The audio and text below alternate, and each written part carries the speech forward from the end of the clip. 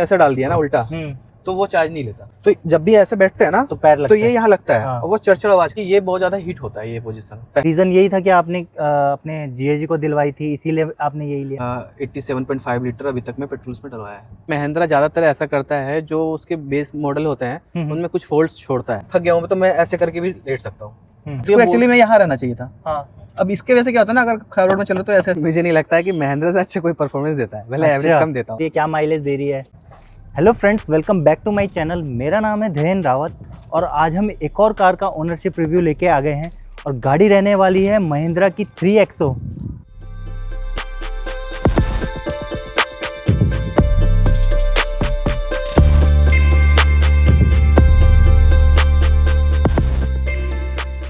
दोस्तों ये वीडियो आपके लिए काफ़ी इंपॉर्टेंट होने वाला है अगर आप नई 3XO लेने का प्लान कर रहे हो, क्योंकि ओनर ने इसको अराउंड 11,000 किलोमीटर चला चुके हैं और वो आज अपना एक्सपीरियंस शेयर करने वाले हैं। वो हमें पॉजिटिव भी बताएंगे, नेगेटिव भी बताएंगे और जो इन्होंने एसेसरीज लगाई है उसके बारे में भी सारी डिटेल देने वाले हैं। तो दोस्तों विदाउट एनी फर्दर डिले बुलाते हैं इस कार के ओनर को, मिस्टर राहुल। हाय राहुल। हाय, क्या हाल चाल। ठीक है। सो राहुल, गाड़ी की वीडियो स्टार्ट करने से पहले, जानने से पहले अपना एक शॉर्ट इंट्रो दे दो यार। Hi, I am Rahul Singh, currently working at the Indian Express, और आप स्टिकर भी देख सकते हैं। अच्छा, अब मुझे बताओ राहुल, 3XO लेने का कैसे प्लान बना आपका। 3XO का प्लान इसलिए बना क्योंकि मेरे पास डीजल मॉडल ये सेम गाड़ी है जो अच्छा। मैंने जीआजी को दिया था, मतलब वो ओके। हमारे पास है, हमारे घर में है। हाँ। तो उसके ड्राइविंग के एक्सपीरियंस के बाद फिर हमने और कोई गाड़ी पसंद नहीं आया, फिर यही फाइनल अच्छा, तो ये अभी डीजल है या पेट्रोल है। ये पेट्रोल मॉडल में ये आपने पेट्रोल लिया इसके है। पहले डीजल है। अच्छा, तो रीज़न यही था कि आपने अपने जीएजी को दिलवाई थी, इसीलिए आपने यही लिया। नहीं, एक्चुअली ये है कि जो मेरा यूजेस है, हाँ। बेसिकली मेरे को सिटी में कम चलना होता है, हाईवे पे ज़्यादा चलना होता है। अच्छा। और हाईवे के हिसाब से इसके सेगमेंट में इससे अच्छी गाड़ी कोई है नहीं फिलहाल। ओके, सो आपने इसके राइवल्स चेक किए थे जब क्या बोलते हैं गाड़ी ली थी, कि इसके हाँ, राइवल्स में आपकी मैंने- सोनेट आती है, नेक्सॉन आती है। नेक्सॉन तो ऑलरेडी मैंने बहुत चलाई है, फ्रेंड्स के पास भी है मेरे। और एक्चुअली नेक्सॉन नहीं लेने का कारण था उसके अंदर में स्पेस थोड़ा से कम है। अच्छा, बाकी नेक्सॉन इंटीरियर का स्पेस आप बोल रहे हो। थोड़ा सा इंटीरियर केबिन स्पेस थोड़ा इसके तुलना में कम है। अच्छा, बाकी उसमें और कुछ कमी नहीं है। ओके। और नो डाउट इसका जो इंटीरियर का स्पेस है वो इस सेगमेंट में सबसे ज़्यादा है अभी सबसे तक। ज़्यादा ही है। अच्छा, अब मुझे बताओ आपने गाड़ी ली कब। जनवरी 15 को लिया मैंने। जनवरी 15 को लिया है। हाँ। अच्छा, और आपका डिलीवरी एक्सपीरियंस कैसे था। क्योंकि मैं ये क्वेश्चन इसलिए पूछ रहा हूँ क्योंकि मैंने एक और 3XO का शूट किया था, डीजल वेरिएंट। हाँ। उनके साथ जो उनका डिलीवरी एक्सपीरियंस था वो महिंद्रा के साथ इतना अच्छा था नहीं। दोनों ही सेम ही जगह से गाड़ी ली है। आप वरुण अच्छा, के बारे में बात कर रहे हैं। मैं वरुण के बारे में बात हाँ, कर रहा हूँ। तो उसको मैंने ही रेफरेंस दिया था, मेरे गाड़ी चलाने के बाद ही उसने लिया है। अच्छा। एक्चुअली ये जो बाइंग एक्सपीरियंस है, मैंने और वरुण ने दोनों ने सेम अच्छा। शोरूम से लिया है। अच्छा, आप दोस्त हो क्या दोनों। दोनों दोस्त ही हैं। अच्छा। हाँ, तो बेसिकली उसने इसको चलाया था, उसके बाद ही उसने इसका डिसीजन लिया। हाँ, वो अच्छा, तो आपकी गाड़ी चलाने के बाद उन्होंने हाँ, डिसीजन लिया कि मैं भी 3XO लूंगा। हाँ। अच्छा। बट उसके गाड़ी में कुछ फॉल्ट्स हैं। मे बी महिंद्रा ज़्यादातर ऐसा करता है, जो उसके बेस मॉडल होते हैं उनमें कुछ फॉल्ट्स छोड़ता है, जैसा मैंने अच्छा। नोटिस किया है। ओके। और टॉप मॉडल में उसके फॉल्ट्स कम होते हैं। ओके। जैसे वो खुद बोल रहा था कि इंटीरियर में कुछ साउंड्स आता है, रेटलिंग नॉइज़ है, हाँ। ये सारा कुछ टॉप मॉडल में कम होता है, ओके। जो मैंने खुद से एक्सपीरियंस किया है। क्योंकि मैं किया। भी अगर किसी का महिंद्रा बेस मॉडल चलाता हूँ और किसी का टॉप मॉडल चलाता हूँ, उसमें बहुत डिफरेंस होता तो है। आपका कैसा था डिलीवरी एक्सपीरियंस। मेरा डिलीवरी एक्सपीरियंस ये था कि मैं ऑफिस में था, मैं बस सब कुछ रेडी था, मैंने गाड़ी का पीडीआई भी नहीं किया। अच्छा। और उन्होंने तो 2-3 बार पीडीआई किया उसने। हाँ। फिर एक बार वहाँ से कैंसिल भी किया गाड़ी, आई थिंक गुड़गांव से। ओके, तो मैंने कुछ पीडीआई ही नहीं किया। आप ये बोल रहे हो कि जो डिलीवरी एक्सपीरियंस उन्होंने फेस किया आपके साथ ऐसा कुछ नहीं हुआ, ऐसा आप कुछ नहीं नॉर्मल हुआ। सब कुछ नॉर्मल था। उन्होंने केक वगैरह सब मंगा के रखा था। मैंने बोला इतना भी टाइम नहीं है कि मेरे केक खा पाऊँ, मेरे को गाड़ी दो, मेरे को लेके जाना है। क्योंकि गाड़ी लेने में हम लोग ज़्यादा मुहूर्त को ज़्यादा टाइम देते हैं। हाँ, करेक्ट। फिर मैंने बोला कि केक वगैरह सब डिक्की में डाल दो, जो भी बुकलेट वगैरह सब डाल दो, गाड़ी मेरे को डिलीवर शोरूम से बाहर निकाल दो बस। उसके बाद फिर पूजा कराने के बाद तुम जो बोलोगे मैं दोबारा शोरूम आ जाऊँगा। अच्छा। बट टचवुड मेरे को अभी तक शोरूम आने का, दोबारा जाने का वो नहीं लगा। मैंने फरीदाबाद से लिया है ये गाड़ी। बट मैं नोएडा में रहता हूँ, सेक्टर 15 में। सेक्टर 2 में मेरे घर के पास में ही एक शोरूम है, मैं वहाँ से सर्विस करवाता हूँ। ओके, सो राहुल, आप बोल रहे हो कि बेस मॉडल था इसीलिए कुछ उन्होंने दिक्कत फेस की, आपके साथ ऐसा कुछ नहीं हुआ। बेसिकली वो मेरा ये बोलने का है, कॉन्टेक्स्ट की बेस मॉडल में कुछ ना कुछ क्वालिटी का इश्यूज होता है, क्योंकि आप सेम सेगमेंट के गाड़ी में बेस में, टॉप में और उससे ऊपर वाले मॉडल में 5-6 लाख का वेरिएंट डिफरेंस आ रहा है, तो क्वालिटी में कुछ ना कुछ डिफरेंस होता होगा। ओके। क्योंकि टायर का भी क्वालिटी अगर मैं देखता हूँ, मेरा जो एक्सपीरियंस है, मैंने काफ़ी गाड़ियाँ चलाए हैं, तो जो टॉप मॉडल का टायर होता है वो 60-70 हज़ार किलोमीटर इजीली चलता है। बेस मॉडल का टायर 40 हज़ार में घिस जाता है। 40 हज़ार में घिस जाता है। वो हर एक चीज़ में कुछ ना कुछ डिफरेंस छोड़ते हैं। तो अंदर का जो क्वालिटी होता है, फिट एंड फिनिश होता है, वो बेस मॉडल में थोड़ा सा रेटलिंग नॉइज़ आता है, जो मैंने नोटिस किया है अपने एक्सपीरियंस से। ओके, अब मुझे ये बताओ ये वेरिएंट कौन सा है? ये AX5 वेरिएंट है, AX7 टॉप आता है, AX5 में मैनुअल है। AX5 में मैनुअल, ये सेकंड टॉप है। हाँ, सेकंड टॉप। अच्छा, और ये ऑन रोड कितने का पड़ा आपको और एक्स शोरूम कितना था? मेरे को 13 के आसपास पड़ा था ये। 13 लाख? हाँ। अच्छा, 13 लाख आप क्या एक्स शोरूम बोल रहे हो या नहीं, ऑन रोड। On road. हाँ। और एक्स शोरूम इसका कम ही होगा? आई गेस 11-15 था। 11-15 के अराउंड एक्स शोरूम। हाँ। अच्छा, इसके अलावा आपने कोई एसेसरीज लगाई है इसमें? एसेसरीज मैंने बस वो साइड बीडिंग लगाया है। अच्छा, साइड बीडिंग कौन सी एक बार दिखाओ। ये सन वाइजर जो है। अच्छा, ये हाँ, ये सन वाइजर लगाया है बस। हाँ। और पीछे पार्सल ट्रे लगाया है। और ये मैट लगवाया है मैंने, अभी तो गाड़ी गंदा हो रहा है। अच्छा, तो ये एसेसरीज आपने महिंद्रा से लगाया है या? ये करोल बाग से लगवाया है। ये करोल बाग से है, तो आपने महिंद्रा से कुछ नहीं लगवाया, ये टोटल ऑल नहीं, क्योंकि मेरे पास टाइम नहीं था, जैसे मैंने बताया 1 घंटे में गाड़ी लेना था मुझे को। हाँ। तो फिर मेरे को वो भी टाइम नहीं था कि एसेसरीज लगवाओ बैठ के। अभी तक मैंने सीट कवर भी नहीं लगाया है। अच्छा, ओके। बात करते हैं इसके टायर की, तो इसमें कितने इंच का एलॉय मिलता है? वो 16 इंच का है। ये 16 इंच का है। हाँ। अच्छा, और इसमें मेरे ख्याल से इससे ऊपर वाले में 17 इंच का आता है, बट वो ख़राब रोड के लिए सही नहीं है। ओके। मैं उसको एक्सचेंज करा सकता था शोरूम में ही। हाँ। वो 30,000 रुपये लगता, तो मेरे को टॉप मॉडल वाला लग जाता, बट उसमें क्या है, जर्क ज़्यादा फील होता है, क्योंकि टायर का प्रोफाइल कम हो जाता है साइड से। जर्क ज़्यादा फील होता तो है। ये 16 इंचेस का है। हाँ, इंडियन कंडीशन से यही टायर सही है। ये तो राहुल, इसमें इंजन ऑप्शन कौन से आते हैं? इसमें 3 इंजन ऑप्शन आते हैं। एक तो डीजल है, एक पेट्रोल टर्बो TZDI है, हाँ। और एक पेट्रोल टर्बो M स्टैलियन है। हाँ। ये M स्टैलियन टर्बो है 1.2। अच्छा। और बेसिकली ये 200 टॉर्क वाला इंजन है। जो TZDI था वो 230 टॉर्क है उसमें। अच्छा, वो एक्स्ट्रा टॉर्क है, इतना ही टॉर्क इनफ है इसके लिए, इतना छोटा गाड़ी के लिए। अच्छा। क्योंकि क्रेटा में भी 200 टॉर्क नहीं आता है, ना सेल्टोस में आता है। 170 के आसपास 170 के आसपास आता है। स्कूसैक में भी 170 के आसपास आता है, तो उन सबसे ज़्यादा ही इसमें टॉर्क है। ओके, अब मुझे बताओ परफॉर्मेंस कैसी है इसकी इंजन की?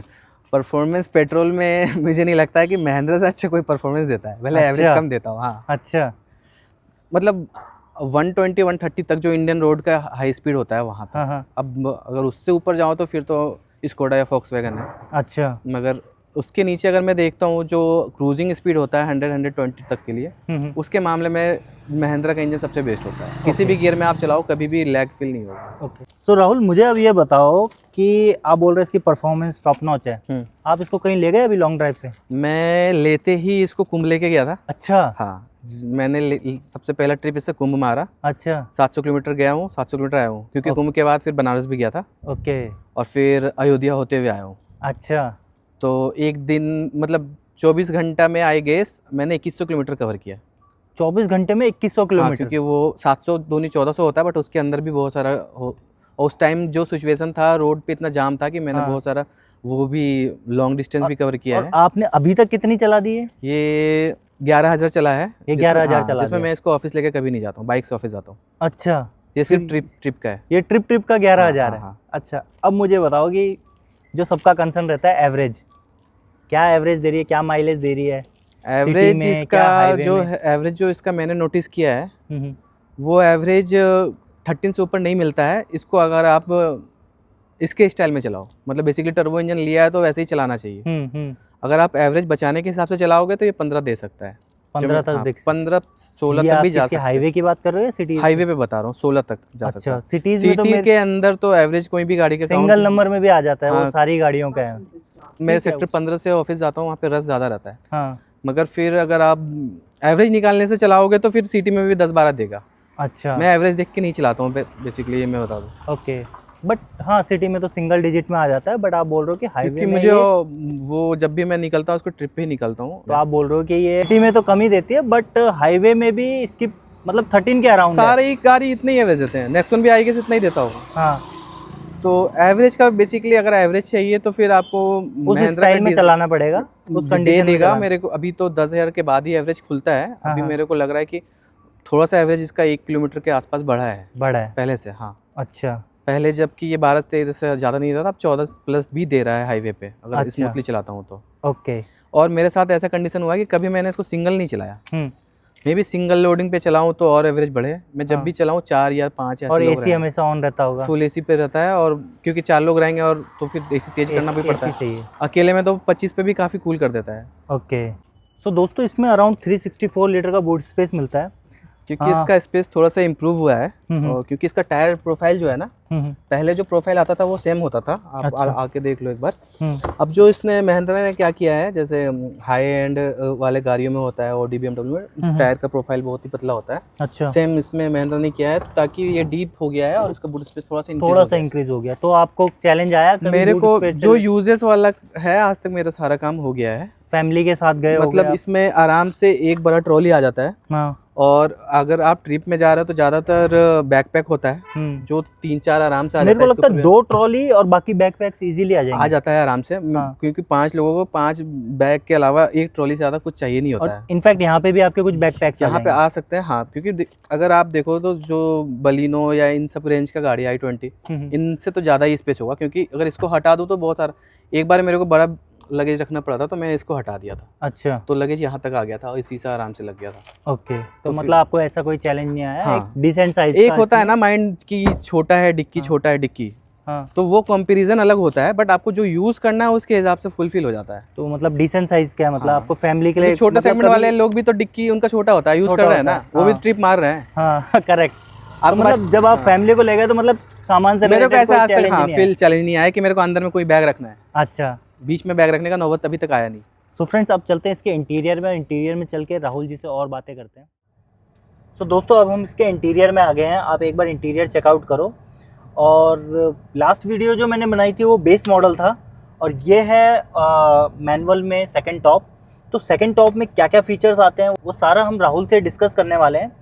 इससे पहले मैं राहुल से ये पूछूंगा, राहुल आपको इंटीरियर में सबसे बेस्ट फीचर क्या लगता है यार?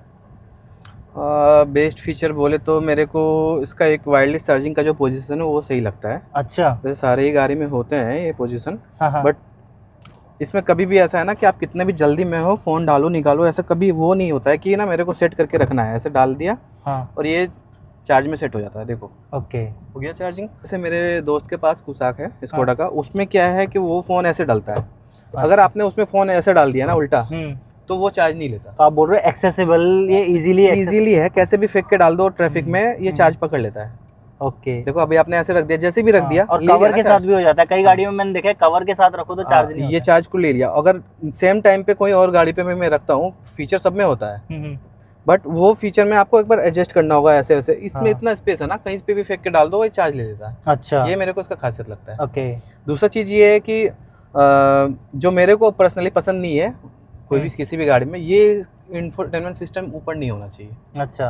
अब ट्रेंड के हिसाब से सभी गाड़ियां यहाँ दे रही है क्योंकि ये बहुत ज़्यादा हीट होता है ये पोजीशन। पहले के टाइम पे एसी का नॉब ऊपर होता था और डिस्प्ले यहाँ होता था, यहाँ पे होता था, वो कभी हीट नहीं होता था। तो कभी लैग नहीं होता। ये अभी तक लैग नहीं किया। आपको पसंद नहीं है फीचर आप बोल रहे ये फीचर क्योंकि इसका लाइफ कम हो जाएगा। हाँ मुझे पता है। अच्छा। क्योंकि धूप में 24 घंटा गाड़ी रहेगा तो वो क्या होगा, कभी तो कभी इलेक्ट्रॉनिक है ना, खराब हो गई। पहले वाले गाड़ियों का खराब नहीं होता था। अच्छा। आजकल में ज़्यादा मेरा काफ़ी स्मूथ है, काफ़ी सही चलता है क्योंकि पता नहीं जो भी हो, टॉप मॉडल हो बेस मॉडल, आप देख रहे हो ना कितना स्मूथ चल रहा है।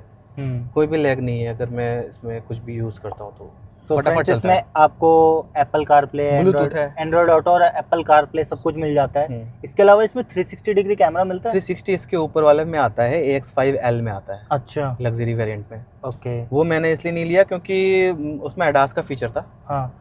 और ADAS फीचर छोटे गाड़ी से पहले बड़े गाड़ियों में होना चाहिए, बस ट्रक्स में इनमें होना चाहिए। अगर मेरा ब्रेक लग जाता पीछे कोई बड़ा गाड़ी है तो वो तो कई लोगों को ADAS पसंद भी है बट कई लोग ऐसे भी हैं जिनको इंडियन रोड की कंडीशन के हिसाब से मतलब ADAS उनको पसंद नहीं आता। अभी ADAS कम्प्लीटली सक्सेसफुल है नहीं, मैं जैसा हाँ। मेरे को जैसा लगता है क्योंकि आप लोकल में नहीं चला सकते। लोकल में नहीं चला सकते, वो ऑफ करके ही चलना है तो फिर क्यों। प्लस जो टॉप मॉडल लेते हैं उनको बाय डिफॉल्ट ADAS के भी पैसे पे करने होते हैं। ADAS और क्योंकि क्या है ना कि ADAS का अभी यूज टू हुए नहीं, किसी का फ्रेंड का या किसी का चला लूं तब समझ आता। अपने ही गाड़ी में एक्सपेरिमेंट कर लो, आप ADAS फीचर ले लो, फिर उसको हटा नहीं सकते, ऐसा फीचर है, फिर पछताओ। तो ऐसा चीज इसलिए मैंने नहीं लिया, और कुछ ऐसा इसलिए नहीं था। इसके अलावा फ्रेंड्स इसमें अगर आप इंस्ट्रूमेंट क्लस्टर भी देखोगे दोनों ही डिजिटल है, इसमें भी मैप चल जाता है, इसमें भी मैप चल जाता है, आप जैसे चाहो। ओके। अच्छा, आप एक फीचर बोल रहे थे इसका सबसे अच्छा क्या है? हाँ। वो है इसका अंदर का जो भी इंस्ट्रूमेंट क्लस्टर का जो भी साउंड आता है, जैसे इंडिकेटर का होगा, आप देखना कितना स्मूथ साउंड है। हाँ, सॉफ्ट है, और वो सेट कर सकते हैं, सेटिंग कर सकते हैं, साउंड ज़्यादा कम, स्पीड भी। और ये कहाँ से कर सकते हैं सेटिंग? इसमें ऑप्शन आता है, इसमें जाके अगर मैं प्रेस करूँगा तो इसमें ऑप्शन आता है, आपको सेटिंग होगा, डिस्प्ले लेआउट, ये सेटिंग के अंदर। अच्छा, आपको नीचे आएगा साउंड, आ रहा है साउंड आ रहा है। साउंड के अंदर आपको सारी चीज़ का साउंड का आ जाएगा ऑप्शन, टर्न इंडिकेटर और ये सारे। अच्छा, मल्टीपल ऑप्शंस है इसमें, मतलब सब सारी चीज का आप साउंड चेंज कर सकते हो। अच्छा, वेलकम साउंड भी है इसके अंदर, जो गाड़ी स्टार्ट होता है अगर आप ऑन करोगे तो उसमें एक आप कुछ भी साउंड सेट कर सकते हो उसके अंदर। तो मुझे लगता है काफ़ी यूज़फुल है, क्योंकि जो डिफ़ॉल्ट गाड़ियों में रहता है कहीं वो इरिटेटिंग भी होता है। बात करते हैं इसकी टच की, तो क्या रिस्पॉन्स है इसका टच का, मतलब कैसे है इसकी परफॉर्मेंस? मतलब मेरे को एक्सपेक्ट नहीं था, मैं तो महिंद्रा का गाड़ी ले रहा था सिर्फ इंजन को सोच के, मुझे नहीं पता था कि इसका जो इलेक्ट्रॉनिक्स भी है इतना इम्प्रूव हो चुका है। अच्छा। बट इसका इलेक्ट्रॉनिक्स सच में इम्प्रूव्ड है। दूसरा चीज़ ये है कि आजकल के गाड़ियों में ना ये साउंड का नॉब पता नहीं कहीं पे हिडन रहता है, प्लस माइनस डाल देते हैं, ऐसे कुछ डाल देते हैं। ये बहुत प्रैक्टिकल फीचर है। आप ट्रैफिक में चल रहे हो, अगर कुछ पूछना है, सपोज आप कहीं पे, जैसे मैं ट्रैवल करता हूँ, कहीं पहाड़ में खो गया, और या फिर कहीं पे ऐसा जगह पे जहाँ पे मेरे को लेफ्ट और राइट कंफ्यूजन हो रहा है, किसी से पूछना है सडनली, मैंने तुरंत इधर नॉब कम किया, शीशा डाउन किया, चलती ही गाड़ी में पूछ लिया। अच्छा, बात कर सकते हो आप चलती गाड़ी में। और ये जब वो वाला साउंड सिस्टम होता है ना तो बहुत पंगा। यहाँ पे भी म्यूट है वैसे, बट ज्यादातर यूज टू हो चुका है ना आदमी, जब हरी में होता है, जब हड़बड़ में होता है, तो उसको घुमाना ही पसंद है। करेक्ट। तो ये चीज भी थोड़ा यूजफुल लगता है। ड्राइविंग हैंडल के लिए भी इसके 3 मोड्स हैं, जो सॉफ्टनेस के लिए होता है। अच्छा, ये हैंडलिंग के 3 मोड्स मिलते हैं शुरू से 3XO में। ये मेरे को लगता है बेस मॉडल में नहीं है, बेस मॉडल से आता है, बेस मॉडल से आता है। ये इस गाड़ी का डिफॉल्ट फीचर है, और इसको यहाँ से सेट कर सकते हैं कंफर्ट। सो मैं अगर इसको प्रेस कर रहा हूँ, अभी कंफर्ट मोड हो गया है एक्टिवेट, राइट? हाँ, कंफर्ट मोड क्या है? कंफर्ट बहुत ज्यादा सॉफ्ट है, बहुत ज्यादा सॉफ्ट। अच्छा, उसके बाद फिर आएगा ये नॉर्मल मोड, और एक बार नॉर्मल मोड आ गया है। हाँ, ये नॉर्मल है, ठीक है। और फिर स्पोर्ट्स आएगा तो थोड़ा सा टाइट हो जाएगा। नॉर्मल मोड, इसमें आ गया स्पोर्ट्स मोड। हाँ, स्पोर्ट्स मोड में थोड़ा टाइट हो गया। तो ये काफी अच्छा फीचर है यार, मुझे लग रहा है। लोग इस फीचर की वजह से गाड़ी चेंज कर देते हैं कि मेरे को ना उसका स्टीयरिंग पसंद नहीं आता, क्योंकि कई गाड़ियों में प्रॉब्लम होती है कि उसका स्टीयरिंग इतना हार्ड होता है कि उसको चलाने में दिक्कत आती है। हार्ड ही पसंद होता है। हाँ, तो अब मेरे साथ भी ये है कि जब जैसे ट्रैफिक में घूम रहा हूँ, तो उसको कंफर्ट में डाल दिया। अच्छा, आराम से एक हाथ से चल रहा है, एक उंगली से चला रहे हो आप। हाँ, जब ऐसा है कि थोड़ा हाईवे आ गया, स्पोर्ट्स डाल दो, दोनों हाथ से चलाओ। करेक्ट। और इसको आप यहाँ से कंट्रोल कर सकते हो, राइट? हाँ, और ये भी चीज बटन है ना, तो क्या है कि सबसे पहला बटन है, मैं अगर गाड़ी चला भी रहा हूँ तो मेरे को इधर देखना नहीं है, यहाँ से हाथ ऐसा आया, मैं चेंज कर सकता हूँ उसको। ओके, पर अभी आप फर्स्ट टाइम बैठ रहे हो इसमें कहीं से भी आके, पर आप ऐसे एक्सेस कर सकते हो इजीली। दूसरा चीज ये है ना कि जैसे क्रेटा में चला रखा हूँ, तो क्रेटा का ना ये चीज यहाँ से कनेक्टेड है, देखा होगा। करेक्ट। तो जब भी ऐसे बैठते हैं ना तो पैर लगता तो ये यहाँ लगता है, और वो चढ़चढ़ आवाज करता है। हाँ। अभी मैं इतना चौड़ा के बैठा हूँ, अगर मैं ऐसे चाहूंगा ना ऐसे पैर भी रख दूंगा तो ये यहाँ नहीं लग रहा।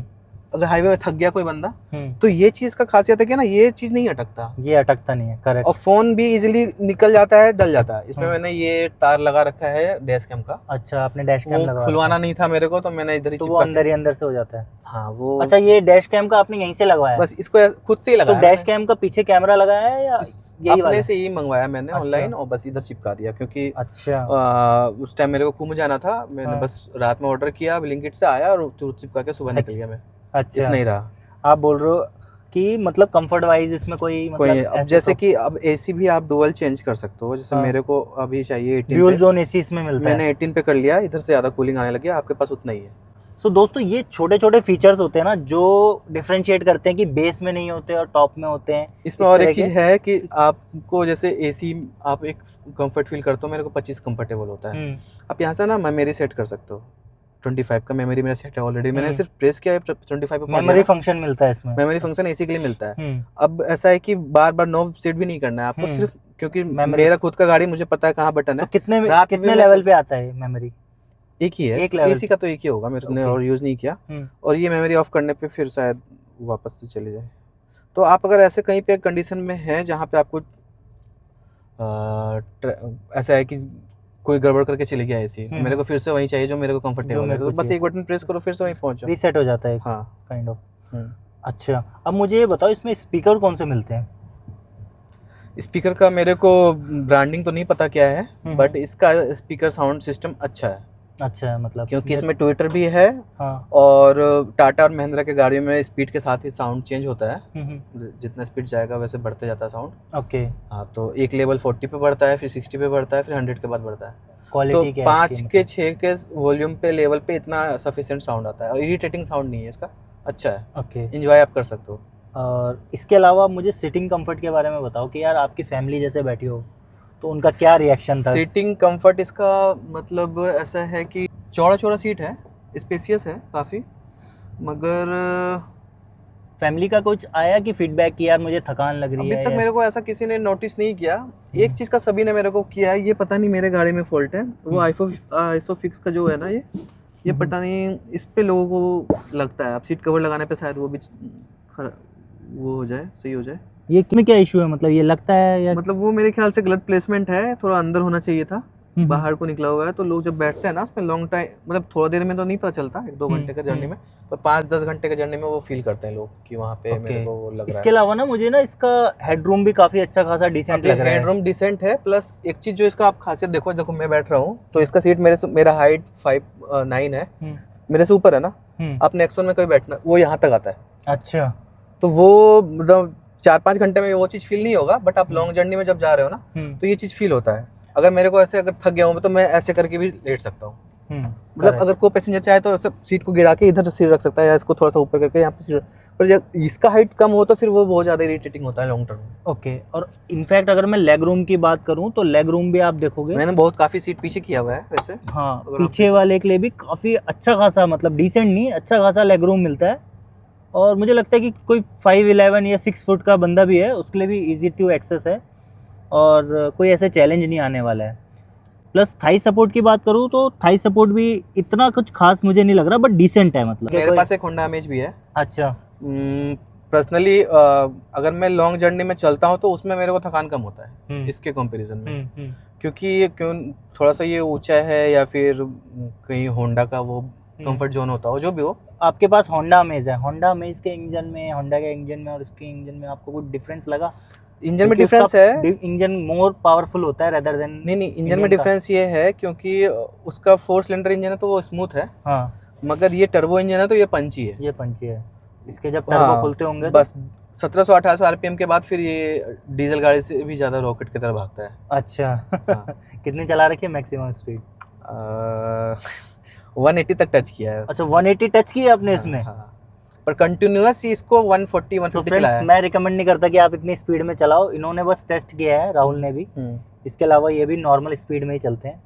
प्लस इंटीरियर में आपको इस वेरिएंट में आपको वो सारे फीचर्स मिल जाते हैं जो एक प्रैक्टिकल यूज के लिए, कॉमन मैन के लिए चाहिए होते हैं। इसका एक वाइपर का फीचर है, बहुत सही फीचर है। आप अगर 1 टाइम प्रेस करोगे, अच्छा, ये इधर है, तो 1 टाइम प्रेस करना है इसको, तो ना ये आप हाईवे पे चल रहे हो ना, आपका दोनों हाथ बिजी है, तो ये एक बार जब तक ये शीशा पूरा क्लीन नहीं करेगा ये चलते रहेगा। इसके ऊपर यहाँ पे सेंसर है, उसको जब तक लगेगा कि ऊपर में डस्ट है ना, ये पानी फेंकते रहेगा। अच्छा, तो इस सेंसर के अकॉर्डिंग चलता रहेगा। इसमें रेन सेंसर भी है क्या? ये सारा ऑटोमेटिक रेन सेंसर है, आगे का पीछे का, ऑटो हेडलैम्प पे सारा फीचर ही इसका, मतलब इसमें फीचर ऐसा भी कुछ मिसिंग है नहीं, सनरूफ भी है, ये सारा कुछ है। यही चीजें होती है जो कि एक बेस वेरिएंट और एक टॉप वेरिएंट में डिफरेंशिएट करती है। छोटे छोटे फीचर्स ऐड ऑन किए होते हैं। इसमें सनरूफ भी है, आपको एक छोटे साइज का सनरूफ मिल जाता है। आपने सनरूफ का यूज किया है राहुल?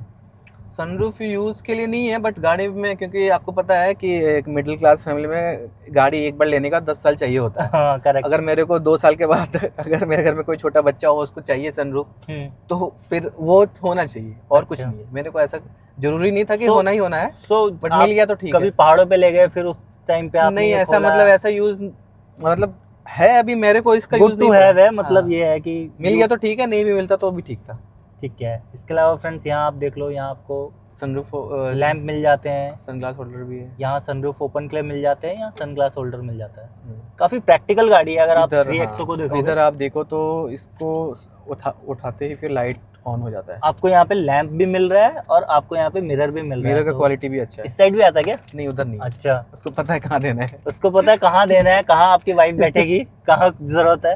तो ये काफ़ी यूजफुल होने वाला है। ये कुछ तो था राहुल, चलो इसकी पॉजिटिव बातें। अब मुझे बताओ इसका नेगेटिव आपको क्या लगा? कि आप नेगेटिव इसका सीट बेल्ट है। अच्छा, सीट बेल्ट क्या? सीट बेल्ट जैसे मैंने अभी छोड़ रखा है ना, देखो आप कहाँ पे है इसका सीट बेल्ट। अच्छा, आपने भी छोड़ रखा है। थोड़ा चैलेंज आ रहा है, आप ये बोल रहे नहीं, हाँ। ये ना ऐसे टकराते रहता है खराब रास्ते में। अच्छा, ये इस पता नहीं क्या पंगा है इसके साथ। ये यहाँ पे कभी नहीं रहेगा, ये इधर ही आके रुकेगा, ठीक है ना। ओके, तो यहाँ पे इसका जो वो दिया हुआ है ना, वो नीचे दिया हुआ है। एक जो सारे सीट बेल्ट में एक छोटा सा बटन होता है, हाँ। वो काफी नीचे दिया हुआ है। तो इसको एक्चुअली में यहाँ रहना चाहिए था। हाँ। अब इसके वजह से क्या होता है ना, अगर खराब रोड में चलो तो ऐसे ऐसे तो करता ये है। आपकी गाड़ी में है या फिर क्या बोलते हैं सारी 3XO का है ये। अच्छा, हाँ। तो आपने ये महिंद्रा से बात की, ये फिक्स हो सकता है नहीं हो सकता?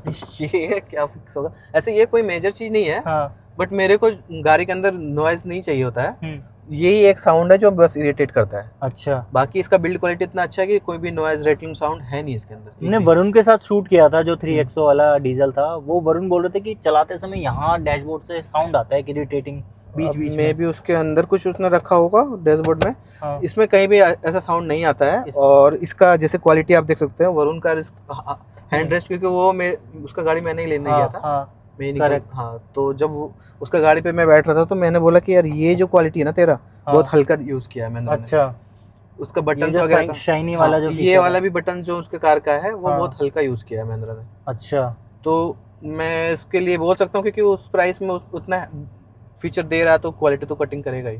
आपको क्या लगता है कि 13 लाख रुपए आपने लगा दिया, आपको क्या लगता है कि ये फीचर मिल जाता तो यार मजा आ जाता? मतलब मैंने एक चीज दे देता ये बस, ऑटोमेटिक। अच्छा, ये इलेक्ट्रिक, ये जो है ना, ये मैनुअल है। ये मैनुअल है। हाँ, ये ऑटोमेटिक दे देते हो। अब आ रहा है जो आया ना इधर से अगस्त के बाद से। IRVM। हाँ, IRVM अब ऑटोमेटिक दे रहा है। हाँ, EX5 में भी। इनफैक्ट टाटा हैरियर गाड़ी में बात करो तो उसमें डैश कैम भी यहीं पे लगा के दे दिया उन्होंने IRVM हाँ, में। तो बस ये फीचर देना चाहिए था, पता नहीं बेस मॉडल वाला है इसमें भी दे दिया। अच्छा, इसके अलावा क्योंकि ये ऐसा है कि मतलब मेरे को जरूरत नहीं पड़ता है, मगर इसमें प्रॉब्लम क्या होता है मैं बताता हूँ आपको। जो लॉन्ग ड्राइव्स करता है उसको ही पता होगा ये चीज़। शॉर्ट ड्राइव आपने इसको कर दिया मैनुअली सेट। बट क्या होता है, मैनुअल करने के बाद भी ना ये थोड़ा सा, अब अगर थोड़ा सा सीट का पोजीशनिंग चेंज करोगे तो ऊपर का वो नहीं हो पाता। अगर आप थोड़ा सा ऊपर गए तो फिर वो लाइट आँख पे चुभता है या नीचे से चुभ जाता है। अच्छा। क्योंकि ये आपने जितना सेट किया उतने ही दूर को कवर कर रहा है ना। अगर थोड़ा सा भी पोजीशन चेंज कर रहे हो या फिर आप कभी ट्रैफिक में चल रहे हो, साइड देखना चाह रहे हो, तो वो फिर पीछे का गाड़ी का रिफ्लेक्शन आते रहता है। और इंडिया में 90% लोग तो हाईवे में चलता है। तो ये चीज़ ऑटोमेटिक में वो प्रॉब्लम नहीं होता, क्योंकि फिर पूरा वो ब्लाइंड हो जाता है। एक फीचर और मिसिंग है इसमें, जो मुझे लगता है दे सकते थे कंपनी। इसके ऊपर वाले मॉडल में वैसे आता है, बट इसमें भी दे सकते थे, क्योंकि बहुत सारी गाड़ियों में आ जाता है सेकंड टॉप से ही 360 कैमरा देना चाहिए था। ओके। और नहीं है तो मैं ऐसे नया ड्राइवर हूँ तो मेरे को दिक्कत नहीं है, बट कोई और फ्रेंड मेरा ऐसे चलाता है या कंजेस्टेड जगह में पार्क करता है तो उसको ये इश्यूज आता है। वो बोलता है कि 360 नहीं है। हाँ, उसमें ये प्लस पॉइंट होता है कि जो आपके गाड़ी में कॉर्नर्स कई बार टच हो जाते हैं ना, तो वो बच जाते हैं आपके, वो आपको एग्जैक्ट पता चल जाता है कि यार मैं गाड़ी कितने उससे या तो फ्रंट सेंसर दे देता। अच्छा, इसमें फ्रंट सेंसर नहीं है? हाँ, सारा फीचर दिया है। फ्रंट सेंसर इसके पहले आता था जब 300 आता था। हाँ। तो उसके W8 वेरिएंट में आता था। तो इसमें मेरे ख्याल से 2 फ्रंट सेंसर आते हैं टॉप में। नहीं, वो इससे ऊपर वाले में। अच्छा, इसमें से हटा दिया। अच्छा, और रेयर में 2 हैं। पीछे 2 सेंसर है, पर पीछे का सेंसर इसका बहुत एक्यूरेट है। अच्छा, क्योंकि जब आप बैक कैमरा एंगेज करेंगे तो कैमरे के साथ वहाँ पे सेंसर में स्पेस भी आता है, कितने सेंटीमीटर का गैपिंग बन रहा है। ओके, वो थोड़ा सा अच्छा फीचर। चलो, ये तो था कि एरिया ऑफ इम्प्रूवमेंट इसमें दे सकते थे। अब बात करते हैं सर्विसिंग की। आपने 11,000 किलोमीटर चला लिया, कितनी सर्विस कराई अभी तक? 2 सर्विस करवाया मैंने। दोनों फ्री होगी अभी तक? नहीं, हाँ फ्री है। अच्छा, कुछ दूसरे वाले में इंजन ऑयल वगैरह चेंजेस हुआ था ना। अच्छा, तो उसमें कुछ अमाउंट देना होता है? 4100 का आसपास का बिल था। अच्छा, कैसा है सर्विस एक्सपीरियंस है इसका? फर्स्ट टाइम जो सर्विस एक्सपीरियंस था मुझे लगता है वो ज़्यादा अच्छा था। इस बार भी अच्छा था, बट अभी कंटिन्यूअस रनिंग हो रहा था तो इसके वजह से मैं उन पर ब्लेम नहीं दे सकता। अच्छा, तो उन्होंने, क्योंकि गाड़ी तो आप बाहर ही लगाएंगे ना वॉश करके, तो बाहर पे था और काफ़ी टाइम से बारिश होता, रुका ही नहीं। मैं ऑटो से फिर गया हूँ शाम में 6:30 बजे लेकर आया हूँ गाड़ी को। ओके। तो मेरे को भी गाड़ी को फिर सर्विस करने के बाद पीडीआई करने का टाइम नहीं मिल पाया। ओके। सो जो पहले वीडियो मैंने शूट किया था ना, वो जो वरुण थे उनको सर्विस से रिगार्डिंग भी काफ़ी चैलेंज आया, मतलब महिंद्रा की सर्विस उन्होंने बोलते एकदम रोज सर्विस है। तो नहीं, ऐसा कुछ आपके साथ हुआ है कि भाई कई बार तो गाड़ी उन्होंने बोला वैसे ही भेज देते हैं? नहीं, मेरे को ये चीज़ फील था, मैं माइंड सेट था मेरा कि मे बी महिंद्रा का सर्विस इतना अच्छा नहीं मिलेगा। बट सर्विस मेरे को ओके लगा। अच्छा। क्योंकि आज के डेट में आप कहीं पे भी जाएंगे, सिर्फ 3 कंपनी को छोड़ के मुझे लगता है सब जगह ऐसे सर्विस होता होगा। उसमें से एक आता है स्कोडा, वोक्सवैगन और एमजी। क्योंकि इसके जो सर्विस सेंटर में गाड़ी मुश्किल से 5 या 10 जाता होगा एक दिन में। करेक्ट। तो वो आराम से सर्विस करते हैं, तो उसका वो आराम से सर्विस करते हैं एक दिन में। ओके। अब मुझे ये बताओ कि इसमें आपका मंथली कितना खर्चा आ रहा है?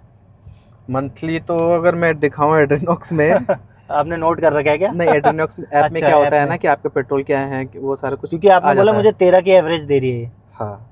और आपकी डेली रनिंग भी नहीं है। हाँ। तो क्या मतलब आपको कभी खर्चा पड़ रहा है? एक सेकंड मैं बता दूं तो मैंने 84,000 का ब्राइटनेस बढ़ा। तो फ्रेंड्स आपको इनके फ़ोन पे पता नहीं दिख रहा है, नहीं दिख रहा है। 84,161 रुपीज़ का मैंने मतलब 87.5 लीटर अभी तक मैं पेट्रोल में डलवाया है। Total 875 litre. तो 11,000 किलोमीटर आपने ऑलमोस्ट चला लिया है। हाँ 11 ही होगा ना। हाँ 11,100। 11,000 प्लस। तो 12 के आसपास का एवरेज आ रहा है ओवरऑल। 12, हाँ 12.5। ठीक है, मुझे लगता है ये एक डिसेंट है यार, अगर आप डेली यूज। पर ये सारा हाईवे का ही है, 90% हाईवे है। ये 90% हाईवे का है। हाँ 10% लोकल है। तो वही मुझे लगता है कि आपका 8-10 हज़ार रुपये तो आपका मंथली आएगा ही खर्चा इसमें, अगर आप बोल रहे हो। तो वो तो आजकल छोटी गाड़ियों में, इससे भी जो छोटी गाड़ियाँ होती है उसमें भी 8-10 हज़ार का खर्चा आ जाता है। ठीक है, मुझे लगता है।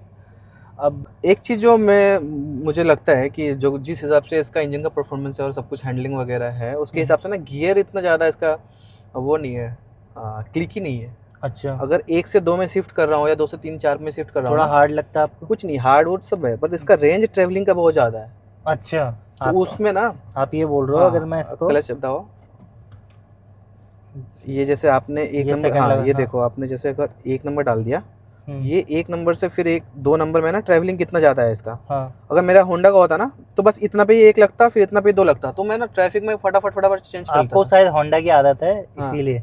मेरे ख्याल से, बाकी मुझे तो ठीक लग रहा है। मेरे को ये चीज फील हुआ, फील हो रहा है। होंडा उसके पहले i20 था मेरा, उसका भी क्लिकी था गियर। अच्छा। उसके बाद अमेज में आया, उसका ना इतना छोटा सा गियर है एक तो, और बहुत जल्दी चेंज होता है। इसमें मेरे को थोड़ा सा वो लगता है, अब तो मेरा यूज्ड हो गया कि 11,000 चला लिया हूँ, पर पहले मेरे को शुरू का 2-3 हज़ार किलोमीटर में ना 1 और 2 में मेरे को ना वो आलसीपन आता था, इसलिए मैं 2 में ही बढ़ाता था। अच्छा, चलो ये था सब कुछ, इसके प्रॉब्लम्स आपने अच्छे से बताया, सर्विस भी। अब मुझे ये बताओ कि जो नया बायर है 3XO लेने का प्लान कर रहा है, आप रिकमेंड करोगे उसको? तो जो गाड़ी एंथुसियास्ट है, ड्राइविंग के लिए पैशनेट है, उसके लिए ये गाड़ी है। अच्छा। 100 बाज के लिए लेना है तो मैं बोलूँगा सबसे अच्छा सोनेट ले लो। अच्छा।